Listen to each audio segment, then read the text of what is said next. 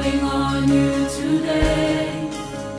Come into our hearts, Lord, fill us afresh today. We're calling on you today. We're calling on you today. We're calling. Come into our hearts, Lord, fill us afresh today. Anganga pa iya. Anganga pa iya. Afioma.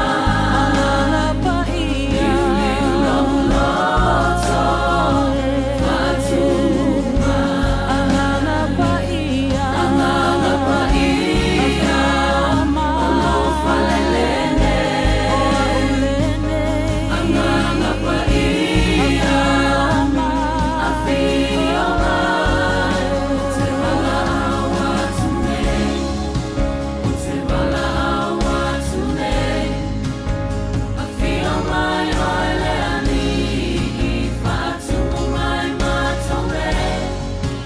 Utebala awatune. Utebala awatune. Afioma oile ani. Fatuma mai matone. We're calling on you today. We're calling on you today.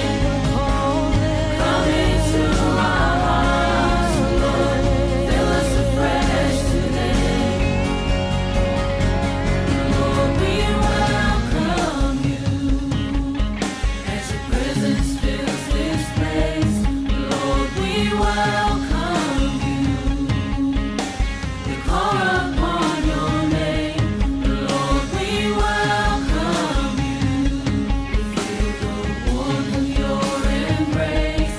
Come and move, come and move, come and move, come and move. Lord, we welcome you as your presence fills this place. Lord, we welcome you. We call upon your name. Lord, we welcome you. We feel the warmth of your embrace. Come and move, come and move, come and move. We're calling on you today. We're calling on you today. Come into our hearts, Lord. Fill us afresh today. We're calling on you today.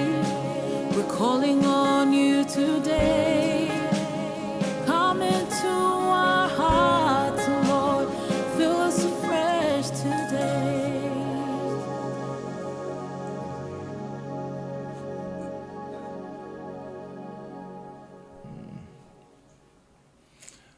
Hallelujah. Vi ia le tua. God is good All the time. all the time. God is good. E le leile atua, Taimi uma, taimi umalama. e leile atua. Io e sa moa le atunu peli. E le leila le atua e taimi uma. Pe ona alanga ai o le to ina o ta vita. Lo uanga ngai wha manu atu ia Yehova.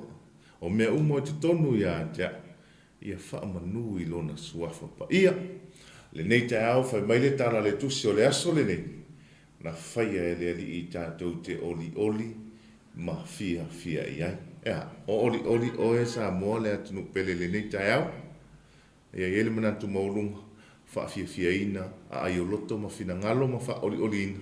E le alofa tu le no lo tātou atua. Peo na ei upo le nei whatunga na mawai atu. A fia umaia oe a nganga pa. Ia, mātou whaafetaia oe le atua le nei te au. Lo wanga lei, ma lo alofa tu le noa i lo mātou wola. Lau leo leonga, ma lau pui puinga, lau malu tia ina o lo mātou wola.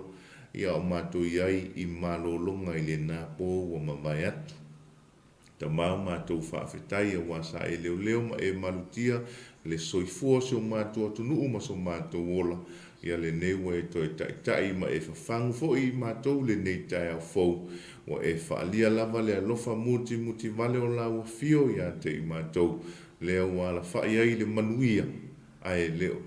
O le whaano noa, ia fo ia leo le vi inga ia te oe le atua. ai tu mau manatia le whaatawaa ia te i mātou. Tālo ngā pa ia fio mai ai te taitai ma a mataina, fe au mga luenga fuafuanga o le au unanga foi o le nei aso. A wai le ai ase mea mātou te mawhaia, pe au noa i mātou malaua fio, lea a fio mai a oia ngā pa ia, e te a mata ma e whai wina, i uai mea uma le manuia, o le vi inga e foi mātou mauatu ia te oi, i lo lama suafa i e sulo mātou ali i whaola, wa ole ma mala au atuai. Amene, ma amene. E se lele leo le tua, auf. Ia. E matango fio le tua le nei tai a fou, wa ia tai mai e le soifua manuia, o se o tātou atu nu. Mai so o se i tū lava o whapeona mai moa mai ai se so se sa moa le nei tai au. Le nao le tua. Ia o lea, e o whaolofa ma whaata alofa atuai lau o unanga. I lo maota ma lo lawa fe lava le mea e mafuta mai ai le nei tai au. Ia, whaatalo whaatu, le malu tai au, wha le nganga mai le au unanga le Global Kingdom TV i le nei tai au. Ma lo le soifua manuia, ma lo le langi mama, ala whai mai whanunga le leo le nei aso fou. Tātou vi ia ai le anga le lei, ma le alofa o lo tātou atua siri ese. Awa ama natu i le tātou momoe ai se i tu lou le nā pou o mamai atu. Ia, sa lilo i manatu peto i ala mai le nei tai au. A elf. Sa ole so noanga. Ia, nei tai au, fia e te whaatalo whatuai, wau whalo whatuai i le whaafonganga si tātou watinu. Le sofa manu malo le tātou wali whaole Yesu Keriso. I le aso lona lua ono le nei, ia o Februari. Ia po le vai aso muli fo ile nei o le nei fo i masina. Le wala malama whaai. Ai o le vi inga mo whaafatai. E fo ilo tātou o tōna talitonu. O lo o solo ma le leimea uma. Ia mamanuia fo isi tātou watinu. Whaatalo whātou i sunga i whaafea ngainga. Mo lātou whalitua. Whaatalo fo i tamama tina mātutua. Ia le mamalu si tātou watinu. Use ia pā i alwhana witi. Lātou umalawa maua mai ia la tātou po kalame le nei tai au whea lava le mea lo e mafuta mai ai. So se tafwal neke lupe.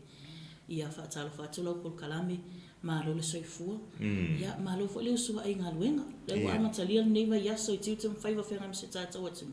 Vi ia le atua, mai a fo le nā weekend sa whenga i mamalo longa. Ia, taitonu, whaima whaasili ngā malo si se tātou atimu. Ia, leo amatalia ngā luenga. Wha malos. Wha manatu ai le tātou pol kalame. Maua le oli mai le atua. Amen. Whamai, i oli le atua. O lo malosi lea, tai a uma. Ai maua lai oli le nei aso. Ka mai e uma le lo waso e malos. Uma le aso, ai so lunga le leimea uma. Ai usu wha le tonu al tai au. Ngalo te talo. Ngalo na e mafuta le atua le tai au. Ia, tūlanga lawa nā tātu te ilo uma le mea o iei le aso. So i wha manatu wela ia leo le efeso. O tātu le iusua e ngaluenga. Whamai. I o tātou ofu tau. Atua mai le atua. Amen. Ma siaki lo loto. So i siaki tasi alo loto. Ai te le iusu i ngā ruenga.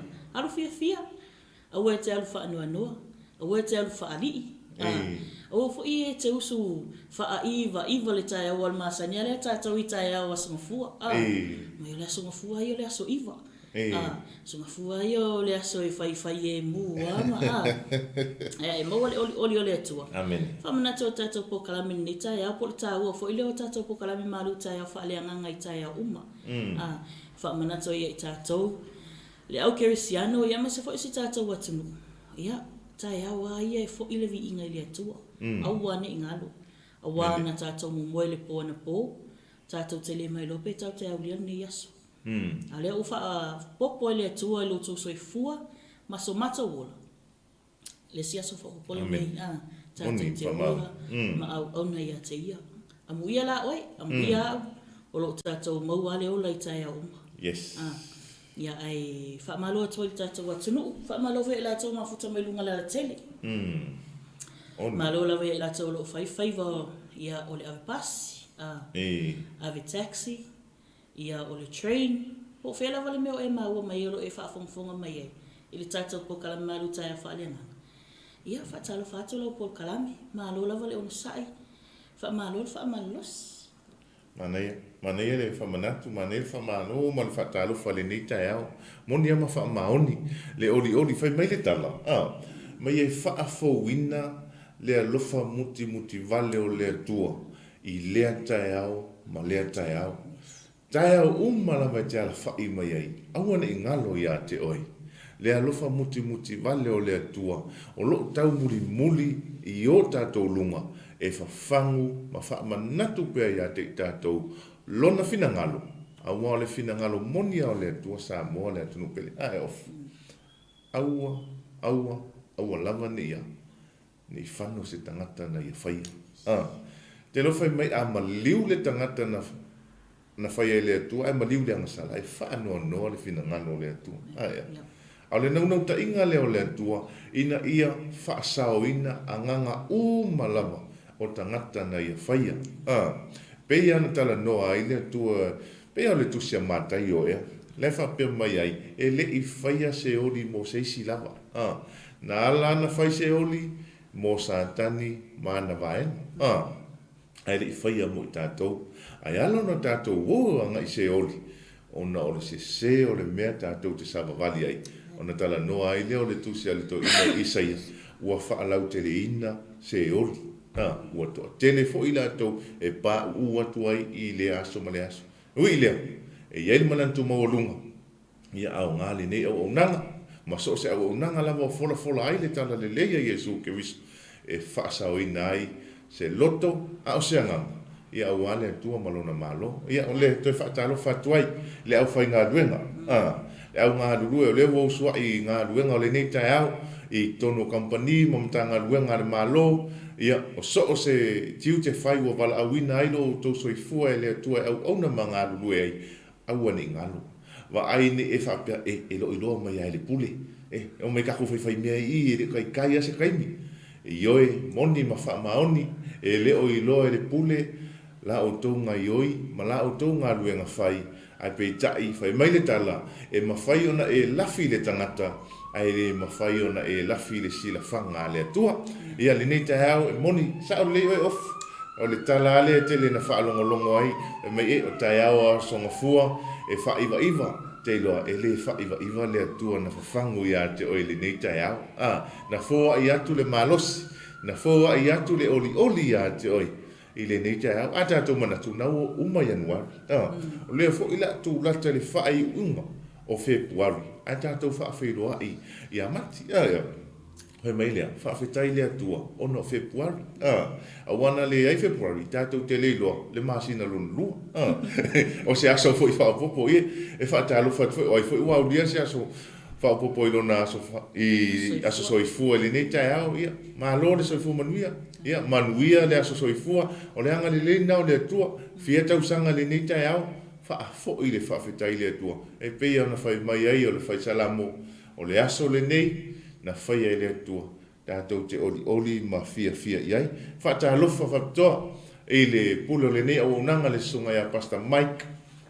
Ia, ma le whalitua ia Sarah, ma le nofar.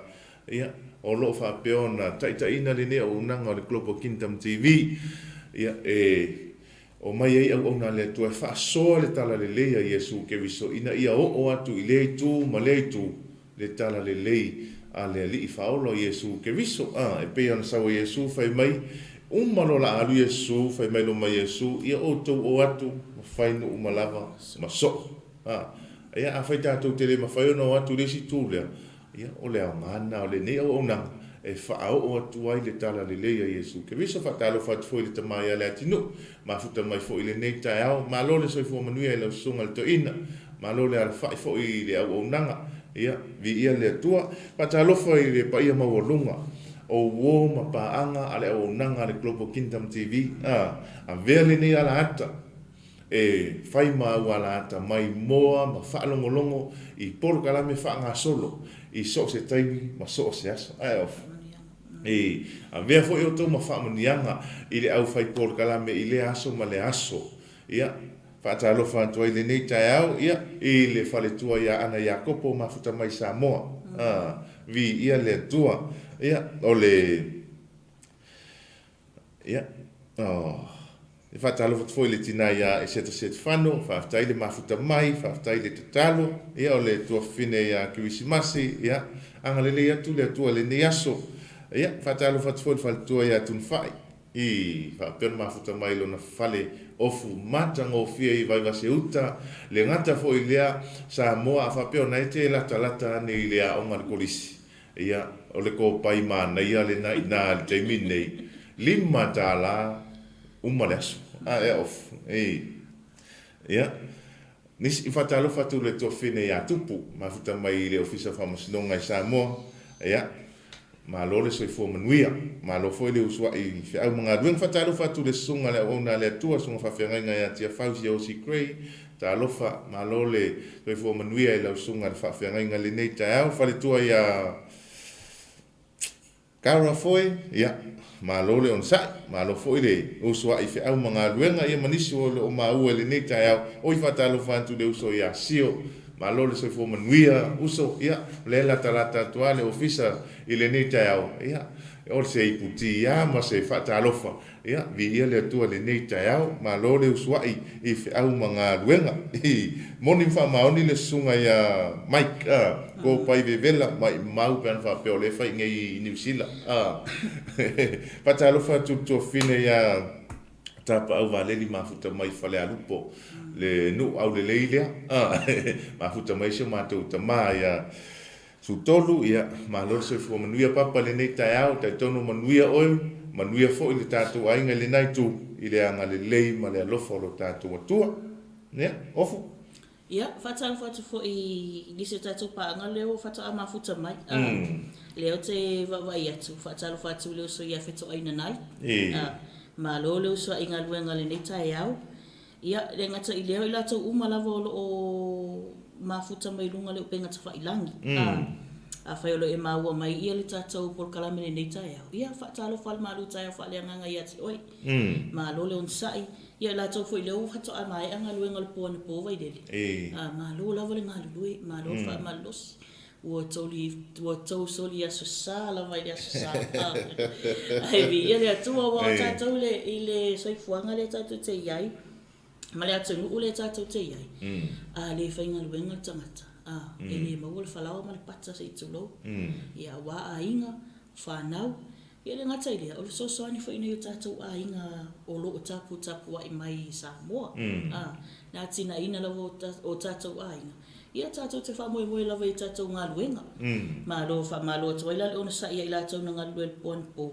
Ia lātou i securities, po school ati. Ma lo lawa le ona sa i ma lo wha malosi. Awale moe, awale moe le pōn pō, te ia nene tai au, maua toile. Maua le malosi. Maua toile pule ala e te iau topule te talo ai le loa le o lenu moe. E vi ia le tua, wha malole on sa i wha talo whatu ia sa ena se te whano. Malola wale mafuta mai le nei tai au, ia tātou pokala me wha malosi au ia te oi, pati isi tolo mafuta mai. Vi ia le tua. Malola soifua nei tai au, whaftai mafuta mai. Whaftai fo ile wha malosi au mai le tātou pokala me le tele o tai au. Ia le maua fo ia le malosi langona le malosi o le au whainga luenga. Ia po le au ngā lulu e fo ia wale wha uawina o tātou pokala me. Whatalu whatu leo so ia pule. Whapefo na mafuta mai le nei tai au. Malo so te tonu o te leilo po le te i nei New Zealand po nawa toe fo i Samoa. Ia whatalo whatu ia te oe male ainga i lini te au le suafa man malolo tantu ali o Yesu Keriso. Ia mai la tō uma o le maua suafa. Ia awa te toa mai a te maua. O lo soifua ma si la fia e le atua. Ia o tō malava le ainga pele. Whapeo na mafuta mai le nei te au. Ia mananto le avavai fo le tātou porkalame le nei te au i le whatunga wana. Whapea vi mea uma i le atua. I oe. So se tai au ama so se taimi le lei le anga tupe le tupe me ai le me ai e mele tala Paulo ya Timoteo ia e lava sa uni i taimi ma lava taimi o le taunga le mu ma taimi le taunga le mu ai o le whamalosi nanto ina Paulo ya Timoteo ia e lava ta pena ma lava sa uni wa tatou e timu loa pe malosi sa vili me whaangoia kuia whewhi au ka kule loku. Ka kule loku o ngā leanga re kau. Ia, ai au nei ngalo. Ona tu na Yesu tai tātou le lotu. Tai tātou I mea malama. Ia ui lea. O tātou whātunga le whai mai. Vi mea mai le atua. Ia saunia. Everlasting Light Worship Center. Ia, e te vivi ia I le nei tai au.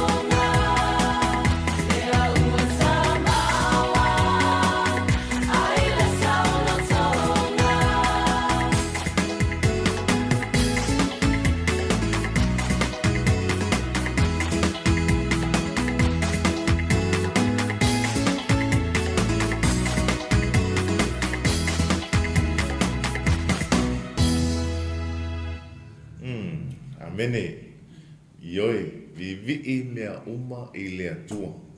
An tātou wala whai mai so se tae aua, tātou te whaalongo inga le wheta ngisi o manu whelelei. O la fo I whai vi inga manu whelelei I le atua. Tātou whaalongo I so se taimi tu loule mai mo whaafonga se tātou atu. Le o ona te whau. O la fo vivi I tai whau I le atua. Langa o mea o la uma, o la au uma, e whengao ia. E whai vi inga o le atua. Ai ala tātou. Ai a tātou. Tātou te le vivi I le atua. I ein manatu, whapena se la ngona I so tātou atunu. Taia uma, tātou te whaafoi le vi inga, mane whaaftai I le atua. Wa aia I tātou ne tau nuu le mena whetala I Yesu. A whaitou te le fia vivi I mai. Le la whai maa ia vivi I mai. Ia, ai ui lea. Tātou vivi I pēr I le atua so se taimi. Lutia I whaingatā, so o le vasa, malu, ia vi ia le atua. Ia tutusa, lau vivi I le atua, I le lelei, ma le leanga, e ui ai le savaringa. Ai of. Sa o le sau no angare tina ia ana ia kopo le whai mai ia vaire. Tupe, pele tupe. Vi ia le atua.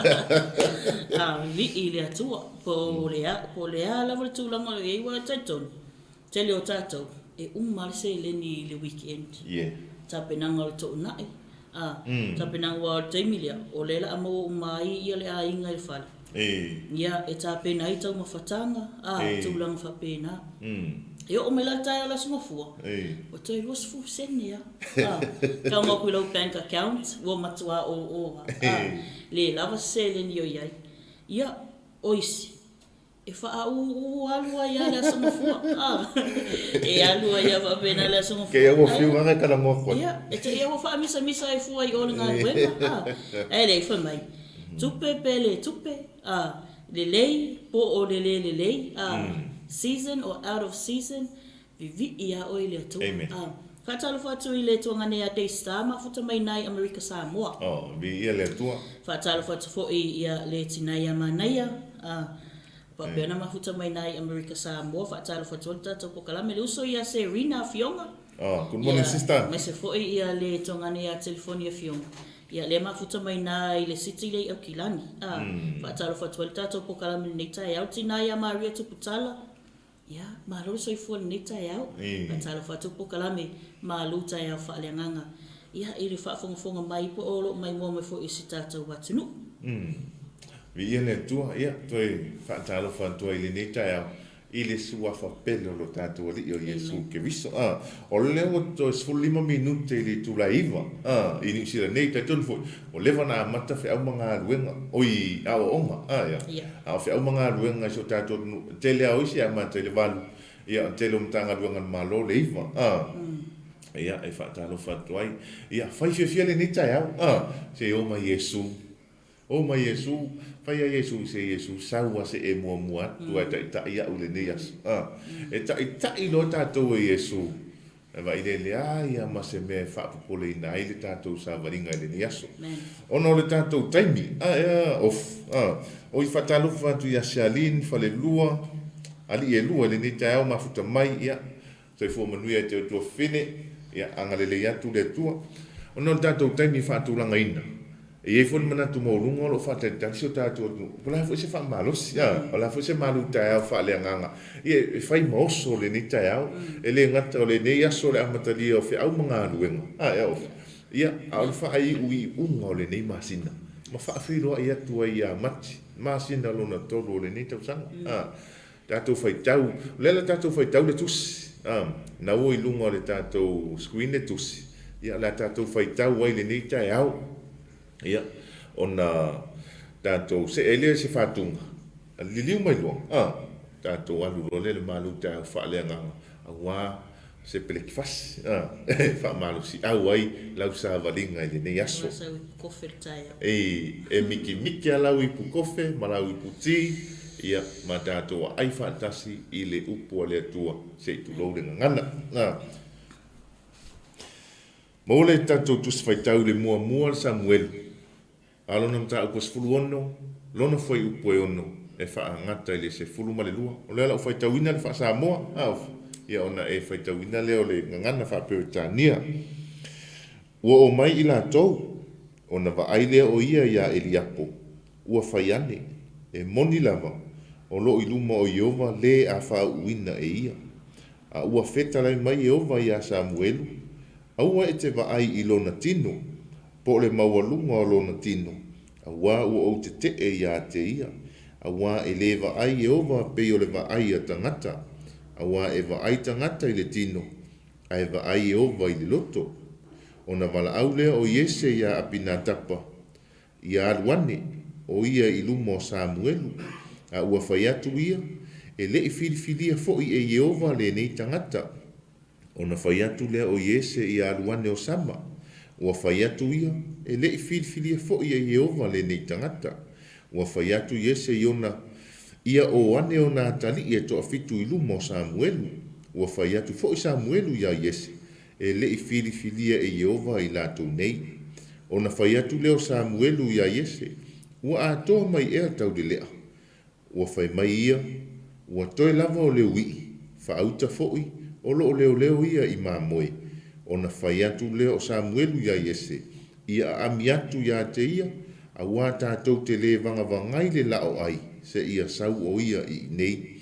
Wa ia ami atu ia te ia, o na sau ai lea o ia foi, ua ena mūmūlo na laulu, ua mānaia foi o na mata, ma ua au le lei lama, ua fetalai mai e ova, tūlai ia, i nā whaau ia te ia, a wā o ia lama le nā.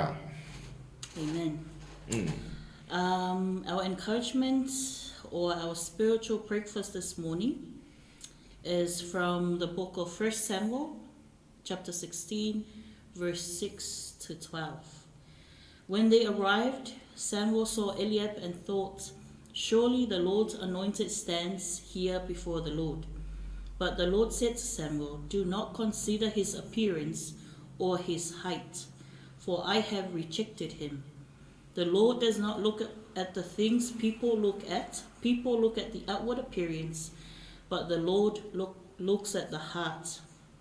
Then Jesse called Abinadab and had him pass in front of Samuel. But Samuel said, "The Lord has not chosen this one either." Jesse then had Shammah pass by, but Samuel said, "Nor has the Lord chosen this one." Jesse had 7 of his sons pass before Samuel, but Samuel said to him, "The Lord has not chosen these." So he asked Jesse, "Are these all the sons you have?" "There is still the youngest," Jesse answered. "He is tending the sheep." Samuel said, "Send for him. We will not sit down until he arrives." So he sent for him and had him brought in. He was glowing with health and had a fine appearance and handsome features. Then the Lord said, "Rise and anoint him. This is the one." So Samuel took the horn of oil and anointed him in the presence of his brothers, and from that day on the Spirit of the Lord came powerfully upon David. Samuel then went to Ramah. Amen. Vi ia le tua. Tātou tu whaitau nā sa mōle atu nuk pele. E mau ele tātou maluta e au wha alea ngangai le ne yaso. A matai no wha au mga luenga e wha au tuina wha pēa. O le manatu malangona o le tangata. E leo le fina ngalo leo le atua. A leo lea. E mawhai o na wha pēa. E te e atu le atua. I le tangata loto wha mawalunga. Toi taliu mai le tātou o unanga pēa mai ale whatunga le nei o wha pēa Lord you ring. E tō mau lau pule le atua e wha amamau. Tā pena ina mas usu ina. E le au talabou mo ke riso mai Samoa. Yeah.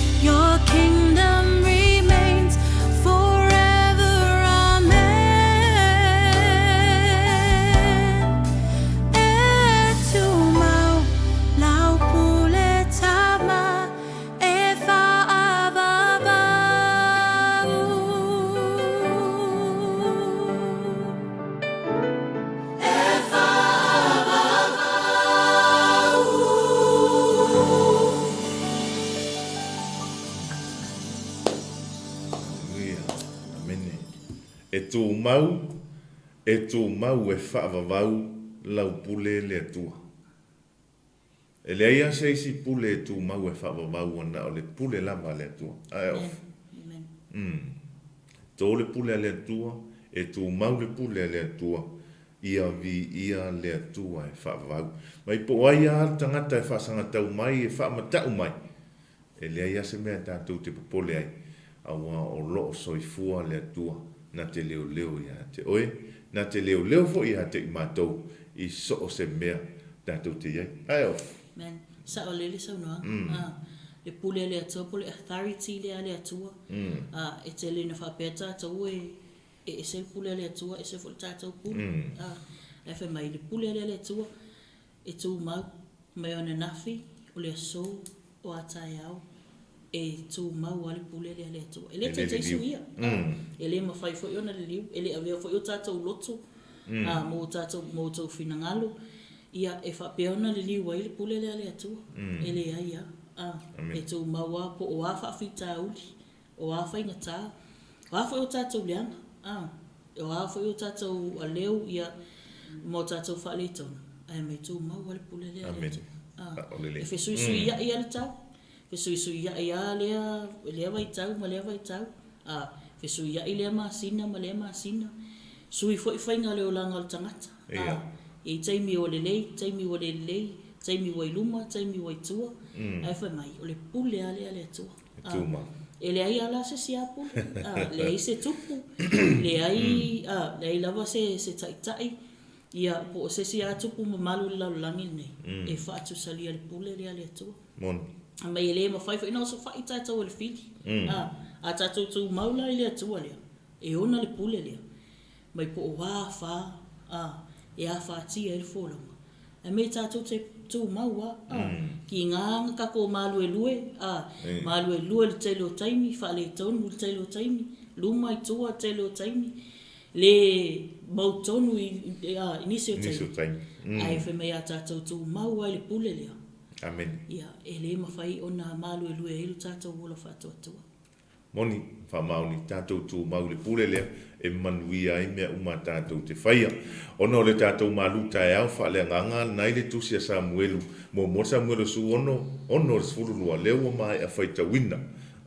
O le tala malamalama, o le tala, o le wala au ngā lea tua ia Samuelu. E alu i petele ema, wa aile ta malo e ngoi a Iesi. Ai aile tangata o lana whanau, o le a whai matupu. A tātou wa ai aile atu no pele. Na whai no le tua ia Samuelu, wo whanoa no, wo au sala mō ina wo au whaia saulo, ina wo au tō fia saulo e whai matupu. Na whanoa no ai ai nāle loto Samuelu. Ai ngalo ia Samuelu, lea tua lea tātou te au au na iai, lea fo ia au au na iai o ia e tofi le tupu. O ia fo ia toi ave ese le tupu. Na te tofi le pule, e toi ave ese le pule. Ai e o le tae au e vai mai ale tua o whanoa noa Samuelu. Fai mai no maritala le tua Samuelu. Lan me te whanoa noa umi ai. O au te te e ia saulo. O au te te e ia saulo. Tui lunga. Whaatumu lau whangu ni fo le suau. O na e alu le petele ema. Anu i o i petele ema wa aire ka malo ingo ia Iese. E ieiri ka ngaka o langa whangau. Le la whai makupu. Ia. Ai ma nei ia ma lia o le tala to ina Samuel. Na whai i le atua. Whai me le tala Samuel sole le atua. Wha whela pe ai loa saulo. E loa saulo. E kang whasiokia. O lea tawa ai a lea. O lai whai mai lea nganga. E te alo e whai le mea le manuia. A la fo e te ele tino. I le mea lai whai mai le nganga. Ai of. O lea tawa e ole whete e na inga. A le tino ma le nganga. Manatua. E te ele tino i le nganga. E te e fo i le nganga i le tino. A o le mea mau tinoa. E i loa e le wha le nganga le wha le tino. Ai le i loa e le wha le tino le wha le nganga. Usta ilom Samuelu. Len whai le tua. Ngal whai a seka mai povi ngale mai alu le i o. Ai lako whai mai ko inga. Po le anme ke lako e whai ua e lako e osi le kaulanga ia i o. Alu loma Samuelu. O i nāna tātou wa ai ai le ata. Alu atu Samuelu. Whai mai tala to ina. Woi ka lo whai vai a ka kou. Leo sau perfecta. Fefefe. ai sea, o le fesili ai sea fe ko inga. Malama le leito ina, o le tangata le watu, o le tangata o le tua, o le perfecta, o le mea lava e tautala ai Samuelu e taunu. Nanga o le perfecta le tua filfilia ma whauina. So se mea lava la e tautala atua i le perfecta le tua e taunu. O le hafuanga le nā o le fefefe o to ina ne o le nu. Nei whapea ai o alatu Samuelu ma le ita. Ai peita ai whai mai tala ta maloloa. Samuelu o e sau ea ma le file mu. Tali Samuelu ioi. O loo anu atu au ma le file mu. E whai le taulanga ia Iova. Whapaia o tau. Whai la Samuelu ngai ko inga. O le whapaia o ko. Ai kango Samuelu whapaia yese marang whanga. Ma le leiloa. O lea o le a kofi le kupu. O lea a filfili le kupu. Ai tau te loa o Samoa. E o ia Samuelu le tangata o le atua. Nā luatu loa, a wai mai tama le whanaua Iese. O i e whaakingo au, mai ko maa loa e riapu. Mua Iese, piki ranga urumakua, kuri ruma Samuelu. Ai laku la i e maa loa e riapu. Malona manatu mawalunga, o le tangata tonu ale. Whai mai e riapu, mauti noa o au lea la whai matupu. Ai sea. Le ale tino Saulo, whai mai le tala le tusi whaamtala ino Saulo. E ngata uma isa la edu i tau au o Saulo. Longa winga, o le makua kingo ke lea, o le akawa ia fo ila leo e diapu. E waku malonga kingo laulaua. Au le lei, maso masoa, ma le ata i tupu. Lea peia se kupu. Whai mai lo marekala Samuelu. O la ilu mo le akua leo le awhai winga. E o ia Samuelu le profeta le atua. Na waai fo i Samuelu i le tangata. Whaapea Samuelu, ai o leo le awha uina e le atua. Na wa ai Samuelu le tino. Ngalo ia Samuelu le atua, o le atua na te filifilia le tangata i le loto. O te ila Samuelu e sau e diapo, whai maitala le atua, Samuelu le ai. E leo le ngā, ia i loa leo ke e aku le ngā. E of. Ia, whai maitala Samuelu Iese o aisi, a wai mailo Iese. Sau ka malo apina tapa le ai ele filfilia. Pa pea le fa mali liu mai mo ele filfilia ai la kule kali ele o kalia la ulon. Ya sau le skama, sau ka malo ngo ya sama. Sau va pe o ile ai la o ule ai la ko fo ia. Pi ia ile stamp for decline. Al wa ko ele ai ya. Lai ke maka ke le ai ele filfilia ele tua. Aluatu mal tu fitul nei wa wina uma Iese lana fana lumo Samuel. Watu la tama nei. Mal manatu lava leo Samuelu o aya sesiol. O no leo. Ele i loa Samuelu o fa na uma le la ai ma fo Samuelu fa na uma le. Malon lilo yo manatu el tangata la isa. A wote ia Samuelu le uma to tam. A fe mai alta la le tua. Fa Iese. O te le fitfilia la vose tasio na tam. Le na fa ia to mo Samuelu.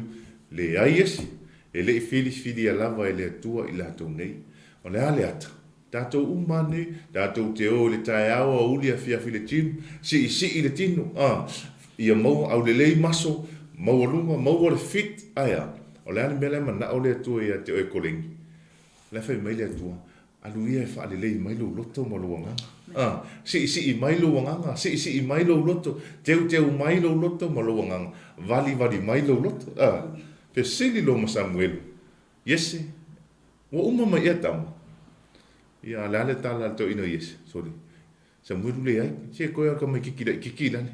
Koe le wha vasi ngi a inga lau ke kuria i o e leo mamui.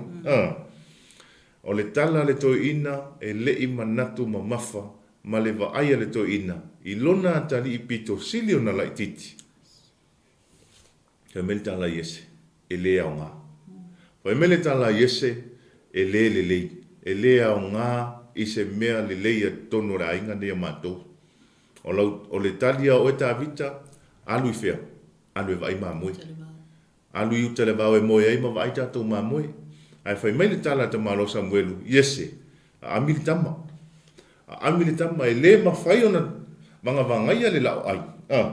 Pe a le sau o ia. Alu loa, alu le aminga sau, tātou malamlama whai mai, au le leile tama, o na mata, o lona la ulu, o lona tino. A wo te i ala Samuelu whai meo le atua. Samuelu tu loi lunga, whau ia te ia awa o ia le na. O le ata wa ai lea sa moa le atu pele. A tātou wa ai le tala ia tā vita. O na ufa apea lea amu ia oi. Amu ia i mātou. Na tātou, na tau soi fua ma mātou feola mai. Tātou mo moe lunga o whala lili, o whala papa, o momi, o alunga, o ia afu le lei. Mai o tātou tamaiti se ia pa ia lo tātou mātutua. O lo mo moe lava i lunga i mea le lei tātou te mo moe. Ai ale tupu wa e o le tamaiti te o tā vita. E tupu wa e le tamaiti te o tā vita, ai moe le vau.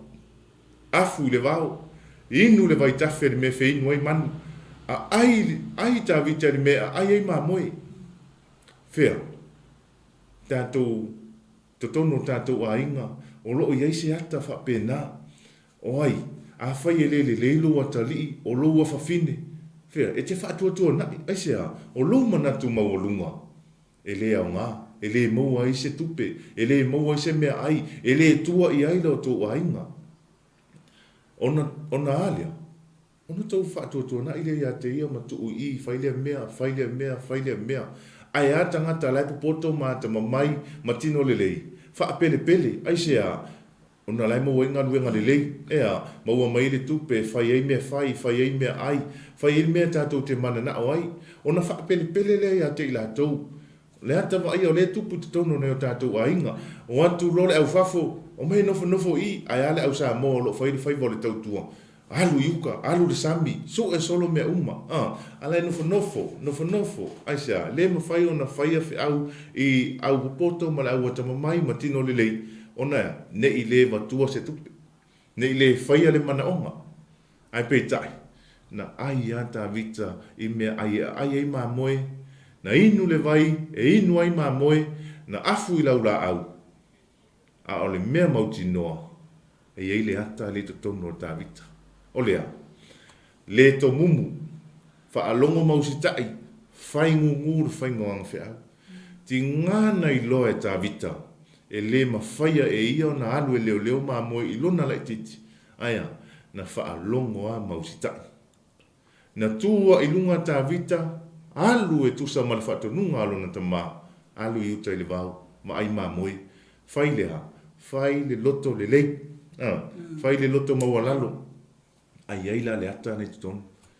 Ona na whaalongo tā vita, e eile atua o isa la elu. O le atua o isa la elu, e mata utia. O le atua o isa la elu, na au maia isa la elu mai e kupito. Na aluna tā vita e wa ai mamoe, ma lona tali tonunga, le atua. Whai mai le tala mamoe, e ese alo mātou malu ia tā vita lo mātou leo mamoe. Le langona na nei mamoe a yese, Fia ma moe ia tā vita, ai sea, le lei le vainga e tā vita o ma moe. A whai mai le tala tā vita, le atua o te malu i le paolo o a au. Whai lava le mea o te iai e te pui a te au. Te iloa, na whawhau mai le manuia o tā vita i uta le vau. E le i alu tā vita se a onga. E le i alu tā vita e tusi se api, be tusi se peni. Aia, na ta pena e le atua tā vita malona lumanai. I uta i le tonga vau, i uta le lafu mamoe, i uta i vaitafi. Nau tātou mauti noa, ma malama sa moa le atanu pele. I le ungo le tala. O le ata maia, o tā vita, o le leo mamoe, e mawhai o na ia wha mao popoina mamoe. Tu mai i le soifuanga ma leo langa nei, o se tamā na te wha mao popoina lona a inga. O se matai sao na te wha mao popoina lona au a inga. O se whaife au na te wha mao popoina le e ka le sia. O se whaife au na te iloa wa ai le leile ta mai maa moe se ia pa ia le maa moe matua. E se lo se maa moe tu uma i maa moe ai alu le whaife au ea. E au mai ma lavea i mai. Le ango le ata wa ai ana ta vita. Te mina alu e se le maa moe tasi le urosa ma le leona na watu e tamu whai avi. Na whasia e ta vita. He le i whasia e ta vita ilo na malosi. Na wha moe ai tā vita i le atua. Whaitalia le atua ma whasi le leona ma le urosa. A ia sefe mai le mamoe. Whaitalia le atua ma whaile ngā ruenga. A ia lavea ia nganga o tangata uma. Le anta wa ia le tonu tanga ruenga ma pule. So o se pule lava. Ea, na te leo ina lana au whai ngā ruenga. Ai a fua uma mai. ona o le lelei o le loto. Le foi o ai lava o whai le whatu o le ainga tausi, ne i whaavaivaina o i launga luenga o lo whai le temi nei. Whaapea oe, me le anga o le vaivai ma le lelei le aonga, le ua iu mai ei le whai maumanga, le whai whaiva, le insingia, le whatu a inga. Ai whaamalosi lau porkalame ia te oe, le uso le tua whawhine, le atalii le whawhine, le tamama le tina, au e te popole, o loo soifua le atua, au e te mawhau le tūlanga na, ai te iloa, o loo whau e le atua o ina ia whaali ia te oe, le matautia o le atua, le tātou te au auna iai. O ina e whawhau mai ai ta, whea whamauni e lau tala, teimi nei, whea a inga o tūlelei mai tangata whaifatoanga, tūlelei mai tangata whaifaiva, tūlelei mai tangata whatu a inga tausi, fia tausanga o whainga ruenga le tangata poto ma le tamai, tasi are sau o le tangata whaifaiva, whaimaumanga, o le alo na ngā ruenga na whaile whale, sau whai atu le whale, sau whai atu le taavali, aisea, ta pena e le atua, whea ta pena e le atua, ta pena mai e le atua i le vau, ta pena mai e le atua i le sami, ta pena mai e le atua i le mea laenga lue, ma au au ne mafua, loto le lei, loto mawalalo. Au ane ingalo le mea lea, na ala ona le filfilia e le atua, le auso nei matutua, ona whaimele tala le atua, o au te e lea, i le tangata loto wha mawalunga. E te wha mawalunga loa, ona te e role o le atua ia te o ilanga whaimai, o loo sa ili le atua le tangata loto mawalalo. O loo sa ili le atua le tangata loto mawalalo. Le fo e tala noa ai le tusipa ia. O tātou tino, o ia fia nofo ai le anganga o le atua. Ai alo na fia ngofo le anganga o le atua te tono o tātou tino. Ona o le mama o tātou loto. Ai off. Yes. Sa o le whamalo sini tai au, po le tātou tusi whaitau. I le tala lea i le mo Samuel pēne i le tātou tusi whaitau, po le tātou malu tai au whaale anganga le nei tai au. E tele ani whe au tā ua, o loo moli mai ai ele nei tala, na oni nei whai upua, ai matua i tele a o a onga, tele whe au tā ua, po o le whaamalosi fo. Ia o a onga, e tatau na tātou muli tai, ia ma whaamalosia i fo ilo tātou wola whaale anganga. O le ngaluenga leo mamoi. E leo se ngaluenga whai ngofi. Ngaluenga neo le whai lafumanu, whai whatoanga, e leni ngaluenga whai ngofi. E sili atou le whaina tā. Na ilo le ngaluenga o lo nofo i le ofisa. Tātā le mua lau computer. Tātā le mua lau computer, e tala no i lau telefoni. Ai, ngaluenga tāwita. Ngaluenga na tō fia ai e lona tamau yesi. Lei whai ngofi. Ewa mai, winti se kāwika. Lai titi. Ai na tuli e yesi. Se wheu mai e se lana whanau matua. Tuli e yesi tāwita. E halu e leo mamoi. Tuso le maua lalo le va ai e yese i lona atali. O le va ai a lea po i na ngata i fo i le va ai e yese ise le lei o lo i a tāwita. E le yese tali tono e yese e mawhai e lona atali i o na pūlea senu. A tanu fo i ele i yese mawhawhau e yese a mea e le lei le leo i na tāwita o mamoi. Ai whai mai, na whai e tāwita o ma le wha maoni. Whai e mo mira tangata loto toa. Le tangata e toa luna loto e whapeona whaatino le ngaluenga lea. Peitai, e le tala nei, o lo o vali ina mai e se ata. Whaata i tai, ia po se whi au tā ua fo i mo i tātou le au kerisiano. Po le ale ngaluenga o lo o tau whi ai o e le atua, te ngalue ai. Kilingi, fulu ipu tu lou le whaafonga se tātou atulu. Tai la pisi, whai awala, whai ngaluenga le ofisa, whai mōli, ia po le palama foi. Ngaluenga whaapea. E tutusa uma whamai al wala wina lea watu i oe, fu wala wina i oe lea tua. Ia e whaia ma le wha maoni. A whai lena e amata mai lalo wa pe o ngaluenga le tato malo i Samoa. Te amata mai lalo le kalaka, po le Clark. Ia bete amata ia so atu ele officer, po le tangata le officer, po lunga le senior, me ia to le principal, po le supervisor, ile ia po le team leader i nei New Zealand nei. So atu ai lola ia le ama le ACEO, po le assistant chief executive officer. Ia maanga ia to ai lunga. Ai mai le ngaluenga tavita. O le ngaluenga leo mamoi. Amen. Fa mai na faatino tavita le lana ngaluenga ma le leo lo na roto. Fa maoni lo na roto. Na fai mea uma ma le alofa. Upo la tunu ia po opu tatou masani ai te lo fa malosi. Ai fa maoni mea iti. E tofia oi pule i mea teli. Le fa maoni la lo tavita na ia leo ina i mamoe alon tama. Na tofia ia le atua. Na te pule le nuu ato. Wow. Amen. Mai a o fa alango la mamoe i le taita inga tavita. Tali tonu ina i mamoe e kea le leila atau e tavita. A fia feinu e sa ili solo e tavita le vai tafe. Fa peona fa feinu ai la atau. A le eise mea ai e sa ili solo se vaenga o tali vau. O lo o lava leile vau po iei il mea ai. E a ai ei mamoe. Lea lai fa moe la ma fa alango ia mamoe a tavita. Ma la atau tali tonu ina. E lau ke trust e lau ke e mawhai e tavita na leo e malu la atau ia e leo ngā tavita. Ai fai mai.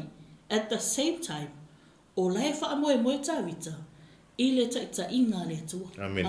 I le leo ngā le atua i lo na ola. Wa uta le vau, e makua tele o sa wha inga ma whaino o sa wha i ai. E ono o sa wha i tangata fō vale.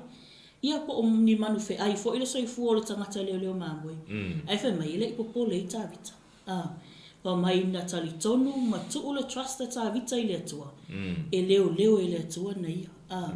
Na ia tali tonu, o le atua soi fuole na te au nama tali tonu iai. E le ai ese mea na te fefe ai. Mai la ia lea, e sili leo lo i to tonu ia te oi. Po i tātou, na i leo lo o ta amilo. E le ipopole la ta vita le fili. Le ipopole la ta vita le fili. Yo ofo ili na ua to fia e le atua ta vita fa au e le atua ta vita e fai matupu. Ina ua to la i la ta vita. Ola se tele o so fa inga. Tele o fili o le ngaluenga, le nofua inga tawita. Aina, e li whapena ave e sei le loto leo tawita. Na tali tonu le loto tawita. A whaina mo whai le atua, na au mai o ia mai uta le vau. Pule le nuu te le. Le atua le nai tō maula na pule. Amen. Ali tonu tawita, o le atua lea e nā te taita ina o ia. Mai la ia lea o le tusi salamu e fitu walu mal fitu lua. Le loto a leo tawita. Fa moe ta vita le malua papa, lona malua papa i le atua. Le ana fafanga i ta vita le nu o le atua i le wha maoni o lona loto. Amen. Ai na tia tai ia tai la tau i le poto o lona lima. Tai le nu o le poto o lona lima. Fafanga le le ai fafanga le le o lona loto. Amen. O le fesili mo i tātou le au kerisiano. Fa pe i lo loto. Ina walu atu Samuelu e fa au ia e su le tamaititi le fa mai le tori. So ele wako Samuel. E o so fa i mai a Eliapo. O so fa i mai Eliapo i le taimi fa to alu atu ia. E ko Samuel. Wow. Orka. Ngaka ko wali. Ai a kule saua. Ai wo halu. Uma le o langa o Eliapo o si le jim. Ai o uma o fa pe fa malo skingo Eliapo ine atu ma walo na tino le le. Ai fa meia, ua ke ia Samuel ulu fai ato le atua. Le ai. Ona o le tangata, eva ai le tino. Peo na tātou masani fo ili neisoi fuanga. Tātou te wa ai le tino mai o mea. Tātou te wa ai e luatu, e te wha masino ale tūlanga po le tangata e le ilau wa ainga. Peita, i o le atua, e sa ili le loto. So facilitai ua fo ilai e tātou le neitai au. Wha ape i lo loto. Amen. Loto le leilo ta vita na va ai ele atua. E ti ngana la i te timu whaatau va ta vita. E fa mai na amaita i ta ili nu. Loto fo ilo ta vita. Na luato e a le ka mai ka vika. Ki nganga ki ngo ke kele ia ia le au tau a saulo. Le ala ua tau wha matau mai ko liata. Ai o atu ia le au tau. Fe uma wae o atu. E sili e pe wha alua inga wha tolu ina tino le au tau. O le tangata e totas. Fato a maua ko liata. Le alai a mua whiri skia. Ma ia o le kou afua lea. E sa la elu. O mako ua oe. Mako ke soli oe. I a soli ai. Fe uma saulo alini ai wale i lobo. Ale mautonu saulo. Ai. Le loto o tawita. Na lua tu ni tamai titi. Ka ko ka vika mai la ya kia. Ai fa mai sala e so le lumma le mea le wala fa. Le ala ko ngai ka mai. La ko ngai ka mai ki. Le ala mea ki ma fa. Se vai ai. Ai lua fa penga fa le mana tu ko liata. Mai ko liata on Felicia. Ui. Ka lo fai. Ia sa. O salva ia vai ngala. O le loile le la tanga ia tavita. Ai na fa mai ia tavita. E te sau ma le tau, ma le pelo. Ai o te alu atu ma le suafa ma le malo Iesu Keriso. Tali tonunga lea ta vita ne e tali tonu ai. A iai le atua ma au le atua mai ia. E le ai a se si whaasanga tau mai. Lai fo i se mea e u tia ai. Pe whainga tā ai le fo launga. E u ia le whainga tā le sawaringa ta vita na ia. Ai wha mai, na lona loto le lei. Le iei se to mumu pe ona e tā ua. E le i wha atusa e tā vita na ia i ona uso mātutua. E le i wha pēna tāli fo i tā vita. Wha awhiwenga kulia o ka mai. Wa o ke ui e ia kaunga ngā o ngofo i le whale ma wha pele aua. Ai le na tuli a Iesi. E alo e leo mamoi. Ona mana to Iesi. E le au maa tā vita se si amea. Pa wale al mele e tā vita. Tuli alo vai mamoi. Ai se fe pela na whanau tino le nei. Mo le fuafuanga le malmafofo. E awele au tau sauru. Ale waku lau kau sauru. Ai ako fefe ia kori ako. Ia la watu ta vita ma le swafa manu malo Iesu Keriso. E swafa le alo o tātou tali tonu ma tātou wha atua e. Wha manatu le nei tai au le malu tai au wha le anganga si tātou watunu. Wa whainga tāma whi tāo le ulanga. Awa tātou te wa awa ai e le tino mai o mea. Ai o tātou wha moe, tātou wa ai lo loto. Toi siaki lo loto. Whea o iei lo loto. Maua lunga alo loto. Alleluia. Po o maua lalo. O le wha alo loto. O loo e mwale na polonga o loo iei.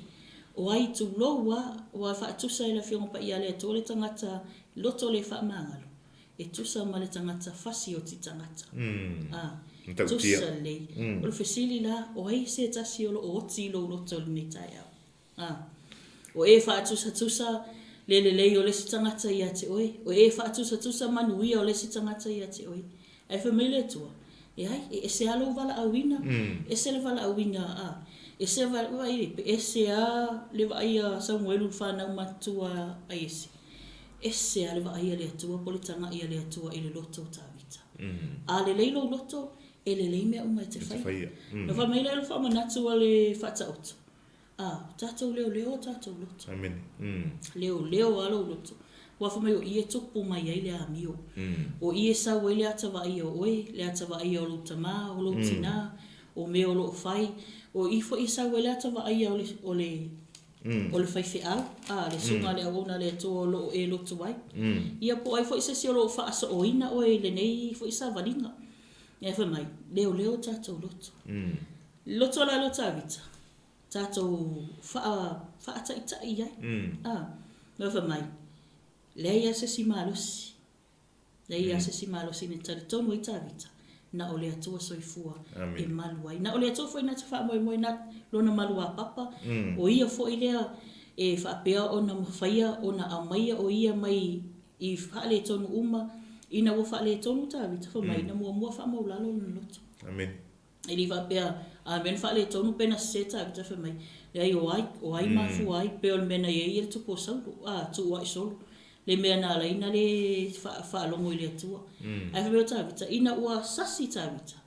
Wha maulalo sa o a tāwita i le atua. Se wha manatu fo i mo tātou, ia po o se tu ua lalo fo i le tātou po kalamele nei tai au. Tātou to siaki o tātou loto. Tātou whaia me uma maloto mama. Wha maina mātai o ia whetalenga a Iesu. Amu ia e loto mama wala atou te ilo atu le atua. Amen. E se le tā ua le loto. E te ofo ia whai mai, e le mana o le atua, i se si mea le mana o Pe e tapu wa i le atua, e le whapea, ia mai au lima, mai lo ulu, mai lo vai, mai e whai mai, mai lo loto. Ona i lo le atua, o i le fia nofo ai, fia nofo le atua i lo loto. Se wha malosi le mo tātou le nei tai au, ia pos whapo foi le tātou pokala. Ia tā ua alo tātou wala awina. Tā ua tātou whaia mea umama loto ma, loto alofa. Tātou whaia mea umama le loto alofa. Ko mai sili na mea uma o le alofa lea. Amen. E ke whai mai a e wakulo kingo I whea, la fua I whea oe, e alu I whea, alu lau se fulu afe, se lau afe, lua afe, mia fia milionga. Ai le lelo. Ai a le leilo loto ma e le alofa lo loto. Ma I ma, o ka se ma I ma. Pe ai whai a mea uma e au no ma le alofa. Amen. A le mele lo sa ili mai le to le ni tai au. Anga lele to ai le tapo inga statu watunu uma le mafuta mai fo. Ia, vi ia le tua. Moni ma wha maoni. O loo sila po loo sa ili mai le tua I le tangata loto le lei. E fia nofo ai. Langa whemele tana le tusi. O mea uma e sau I fafo I le fofonga. E sau le I le loto. Whemele tana Yesu. E leo mea te tu uina I to tonu. E le angai oi. A o mea sau mai to tonu I fafo. E le angai oi. Langa manga nau e tala noama e tau tala se tu lousa mo le tunu pele. O nei lo lea o ai oi. O ai sa o alo tangata. E pei ana ta uare tala ia koriata. E alu atu ta vita ina ua tule I eselo na tali e alu e asi o na uso le taua. Ai latu na su ese se fastia filistia. Sili ale o ta vita. O le ale tau ia le tangata e maua pea fasi le filiskia. Ia, nau to ilo le tau le tangata. E aveile a whawhinga le kupu. Ma whaasau inga longa ainga, uma whaasau loko longa ainga. Ai whaalongo ai le uso matua. O I na hafua, a tātou mai, whai mele tala le atua Samuelu. E leo Eliapo, ua o te ia te ia. A o Eliapo fo ilia, na whai a tā vita. Se muka eka kua lai kiki. O lana ume sau, lana ue le alu e whai maa moe lai kiki re. O le whai a Eliapo, e la iki a maa moe lai whai a ka vika. A o le au kau le lako ke whafsanga ai. Ola se au kau. A le ale talia le tangata le leile loto. Pe me le tala tamita. E li apo se uso. O le hae la umea na whai ua e ti ngā ai. O le hae la umea na whai. O le hae la umea wa usau whai. I wala iona e ti ngā whapena. Ia o se whautuanga fo ilea. A tātou wa ai fo ila le tala le tamalo koriata. E pei ona iai. O le wa ai a iese Maulana whanau matutua I a tā vita. O tā vita, o le leo māmo e aia. A le wa aia le tupo Filistia po, le toha le Filistia koriata I a tā vita. O le tai whau se tulo. Langa le whamaunia le tala I tono le tusi. Whaimele tala koriata. E ani tā vita, o au ea se ulira e sau e whapena. O mangako a ka vika, o le kai whau le mere kuaku. O le wa aina koriata I a tā vita, o le tai whau. A o le sila le atua I a tā vita. O le toa, o le tupu. Mea na e whautua ma atua lano fo iso tātua tunu. Tono a inga, ma atua ma whanau, tele whanau o whiwatawa. Me vesi ono lea. E lau e le tangata poto, le tangata vai e valea tulo. E lau e whai mai, e kele mawhaia se mea, e kele ilo se mea. Au e ke whai mai a mako ngei popoko, ngā lelei a onga. Ia, au ane ngalo, ave ese le nala ngona. Ia tasi tātou uma I lea, I lea lofa tū no lea tua. Ia tasi tātou uma I le loto mawalalo, ia fia fio lea tua, ia aveo tātou loto mawhale fia nofo I lea tua. Awane ngalo, na manuia tā vita, o na ole le leo lona loto, na whausia le manuia tā vita, na whausia mai I uta I le vau. Apena uma tātou, mātua fo I olo whapeon wai, te leo mātua sa moa. Ia elea o ia le matapia le mana ia o lo fa pe sia o ka male la sia o ka male la a le au mo sia o ka male le maua mero ke manga o ai ai la kurosia kama fa nga ele fa nga luenga ma vai le alu e fa me ai ka nge no manga va mai alu fa me ai ka ma no manga va mai akinga inga nge ka me ke fa nga luenga e fa me fa ka ho inga anga lo ngofo alu fa me ai ua totoa le matua, le vevesi le vahau whanau. Na fua na vevesi le whanau, o na tala nei, alu lo le tangata lea, whai le mea ai, malona manatu, e lea lofa o umatua ia tea. Sa moa lea tunu pele, wana o se tualalu, wana o se wha manatu, a me ese le nala ngona. Nei e maua luma, i le popoto, ma le ata mamai, ma le tino le leo lau whanau, a la eva ai lea tua i le tangata lea. Ne e toi whaapea ane le taimi muni talo whaisia tama o oe lava na whanau I lo nganawa. I anga lele atu le atua. Anga lele atu le atua I lau soifua le nei aso i lau mai moanga sa mo le nei aso fia fo i fia au mga luenga tiu te fai wala awina wa wala awia ilo o tau soifua le atua au auna mga lulu ai ia fai ma le wha maoni fai ma le wha maoni ia maualunga ai le vi inga o le atua au le tātou wha maalosi au le nai le nei tai au ia o le a fo i se upu o mātau te tala ai tu lou o le tusa mala o tau wha fonga mala o tau sila sila le nei tai au sa mo le atunu peli ia malu ave fale loto ma fina ngalo ia fa ma ngalo mai o na o ma uoni au auna e au auna ma tau tua e moli ina le fina ngalo le tua i maota malau ia man malo ina se nganga amaya na tia matanu mia o matangata a ia fai ma vi inga sili o lo tātou tua e fa mau pea upo le fatunga e tu mau le pule le tua e fa mau o a mea uma e fa asanga tau mai ti ngā mawhinga ta ia e tu mau a le pule le atua. Ua na o le atua la tātou te malu ai. A e off. E se me? Pawal whapopo muli o se whaamalo se au fo i se tātou watu. E i taimi tātou te vai mawalalo i a tātou i a tātou. So, o lo woto e vai mawalalo alo o e loto i a te oi. Lo e whapero loto te le mawhaia se mea. Ai, i le loto o tāvita. Nei e tali tonu ai. E ui a whaatau wa ala na ngā luenga. Ana tai tonu tāwita, nā te mawhaia mea Men. Te le se, na te le le vai mamawa tāwita i lona soifuanga le lumana. Lea nā laina tau tua ma le wha maoni. Amen. Whai ma le alofa, le whaatau nunga lona tama. E ui ala na tuli uta le vau, no foi, timu i ala aina. E na ono sa ia tāwita. Whamanatu ni tai au fo i nisi o uso, matuanga ni. Wai e a taimi tātou te maua le tūlanga lea. Watu se ngā luenga, peo lea fo i te tāpena sa ili sau ngā luenga. Pe a whaiolo e nofo le whale o tau sa ili sau ngā luenga. Ia taimi tau te whapea, ke le mawhaia lea ngā luenga. Ke le mawhaia lea ngā luenga. So loa e tau mia e oe ia oi. I lau le lei efe mai. Ia e tala tonu mai wha moe i le tua. Te mawhaia mea uma. Le loto leo tā vita e le i loa e lona tamau yese. E le i wa a yesa muelu. E le i loa i lona ainga. E le i loa fo i o nauso. Na wa ai mawalalo i o nauso. Ai mea le loto lea. Na sila i lea tua. Na laina tau fia a vea matupu. Lona loto le leilea. Na tau fia i e tai toa tele. Whamanatu fo i lea mo i tātou le nei tai au. O tātou iai le tātou savalinga whaalea nganga. Ia o le whaamalosi au al malu tai au whaalea nganga mo oe. Ia po a fo i le uso ma le tua ngane i a kerisa. Po le tino kerisa. Tātou whaamalosi. Tau ia te oi. E te mawhaia. Tau ia te oi whamaina whaatonu e tā vitalo na loto. Tau mwhai whaatonu e oe ia lo oe loto. Whaamalosi e oe ia oe. Whai oe i whai atu ia te le mawhaia se mea. Wā mea ke sau e ke mawhainga whai. Wangi mga ku le lei ki sau ma oi. Ke rai ki moto alo i loa. Peo le telo ai whaamanatu ai oi ia te oi. Pe whaamalosi a oi ia te oi. Le whamele upo le atua. Sila le atua i lo loto. Whai olo whaamaoni alo loto. Whai olo olofa lo loto. Whai olo o whaamangalo lo loto. Filifilia oi le atua. E le mo nei. Ai te ngai, e te tangata ngai e na iluma. Le alu le soifuanga ma le savalinga whaaleanganga. Le o tonu o au nei, o e tai au. Filifilinga le atua e whai tusa e whaatusa i lo loto. Le leila lo loto. Ia e le leia mea Filifili o e te pūlea me tele. Ia pe te whai fo inisi mea te tele. E vi ia i le atua. Amen. Vi e le atua. Ia.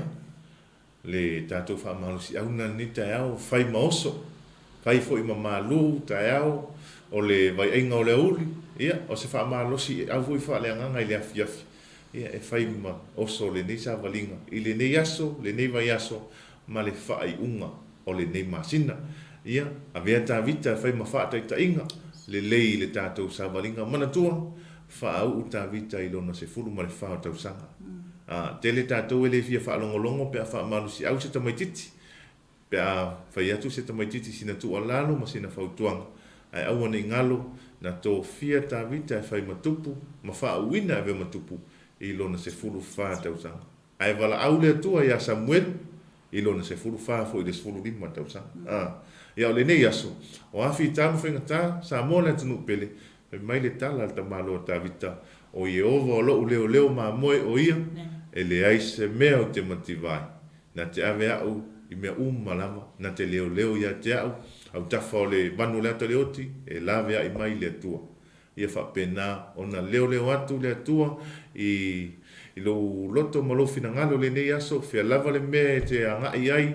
Lunga o le ala sa avalia. Lunga o le ala i ta avale. Ia lunga foi le ea niso fia malanga inga. Ta pena malanga. Ia o tonu foi o maota malao. I whatoanga tai le sami i whainga whaiva. O le tatalo i anga le atu le atua o Israelu, le atua o Samoa, le atua o le langi ma le lalolangi. Ia lawe ai ma leo leo lo o to suifua. Ia o le tātou au nangana nei tai au Moses whapoponga i le aso lulu ang fua nei, ai wha au pēr le tātou malu tai au wha le anganga i saunia ma tā pena ina e le sunga le taitai. Ia pasta Mike ma le tamai a le atinu i le tai au ma le tai au le nei fo i vai aso. Desi tātou mafutanga. Ia o le aso lulu anga fua nei. Anga lele atu le tua i whaiva ma tiute o le nei aso. Wha manuia tele le tua whai u tātou au nanga le nei tai au. I le whātunga o saunia le AOT mai lau lii pupula o mata wha le anganga. Amen. Manuia le nei aso Samoa, soifua ia.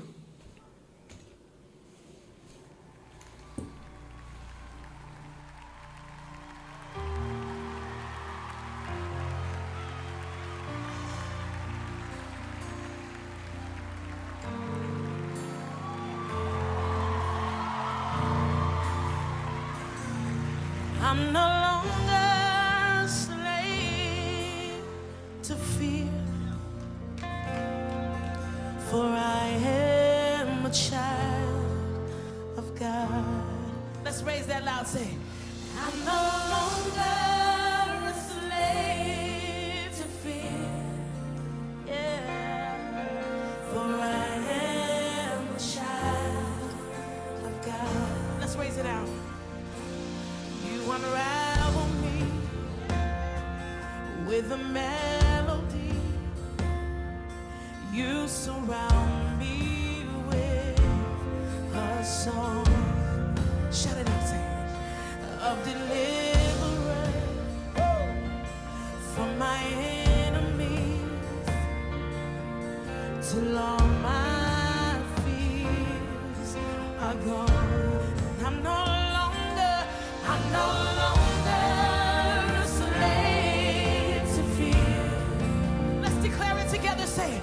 For I am a child of God. Say I'm no longer a slave to fear. For I am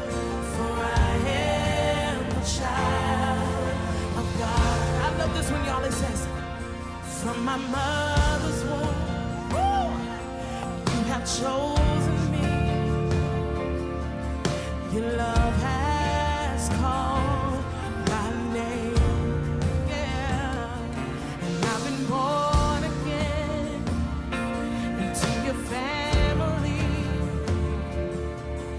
Your blood flows through. Let's do that one more time. Say, from my mother's womb, from my mother's womb, you have chosen me. Your love has called my name, and I've been born again to your family. Now shout it out, your blood flows through my veins. I'm no longer a slave to fear. Somebody declare it over your life. For I am a child.